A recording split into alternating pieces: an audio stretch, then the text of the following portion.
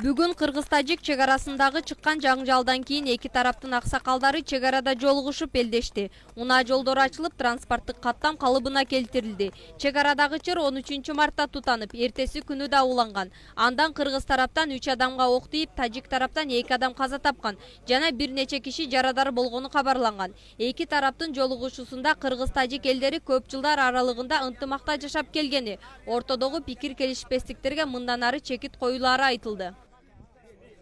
Ал эми саясатчы Камчыбек Ташиев бүгүн маалымат жыйын куруп, анда чек ара боюнча кыргыз-тажик сүйлөшүүлөрүндө Кыргызстандын кызыкчылыгы камтылбай калганын билдирди. Андыктан саясатчы кыргыз бийлигинен ортодо жетишилген келишимдин протоколун элге ачык жарыялоону талап кылып, болбосо олуттуу аракеттерге өтөөрүн жар салды.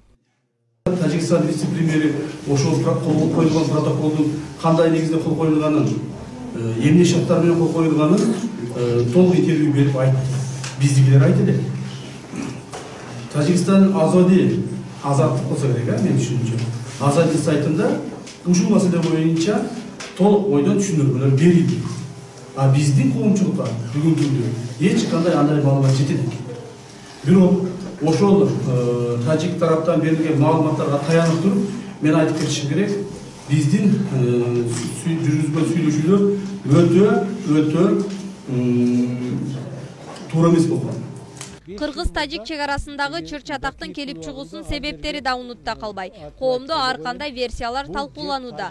Баткен облусунун мурдакы губернатору Мамат Айбалаевдин айтымында чыр-чатактын айынан тажик тургундары тосуп алган жолдун коңшу республикасынын колуна өтүп кетишине, Адаха Мадумаров коопсуздук кеңешин жетектеп тургандагы протоколдун түздөн түз тиешеси бар. 5 жыл мурда теги Бакиевдин убагында ал жерге атын айтпай эле коеюн.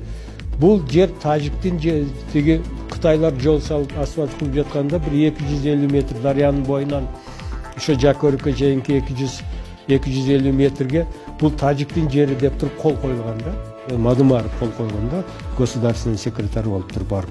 Ал эми Айбалаевдин мындай пикирине комментарий берген Баткен облусунун губернаторунун мурунку орун басары, чек ара боюнча эксперт Саитжан Эратов 2008-жылы бул документтерге кол коюлуп жатканда күбө болгонун айтат. Эксперт ошол кездеги атка минерлердин ичинен эч ким өз мойнуна жоопкерчиликти албаган учурда Мадумаров кырдаалды Кыргызстандын пайдасына чечкенин айтып, убакыт өткөн соң өз кетирген катачылыктар үчүн бирөөлөргө жалаа жабуу бул катачылык деп эсептейт. Мен ошол 2008 жылкы жөн 2008 жылы түзүлгөн протоколду мен мындай наизусть билем. Ошол убакта мен Баткен чек ара отрядынын жетекчиси болгонмун. Ушул документтерге кол коюлуп атканда, ушул процесс жүрүп атканда ошондо мен Адахан Мадумаровдун ошол кездеги аткаминерлер менен бирге жүрүп, ошол исторический моменттердин күбөсү болгонмун да. Именно ошол 275 метр жерге келгенде эч бир жетекчи өзүнүн мойнуна ошол жоопкерчиликти алган эмес. Бир гана мен эркекмин, мен чиновникмин деп Адахан Мадумаров мойнуна алган. Чек ара чыры боюнча өз дарегине айтылган сын пикирлер тууралуу пикир айткан Адахан Мадумаров бийлик тараптан ага карата каралоолор күчөп жатканын билдирди. Мадумаров эми бийликти кетирүү маселесин күн тартибине алып чыгышаарын да жар салды. Эч кандай тиешеси жок маселеге Мадумаровду жармаштырып, өздөрүнүн жеке саясий маселесин чечиш үчүн булар арам бийлик, дагы бир жолу баса белгилеп айтам.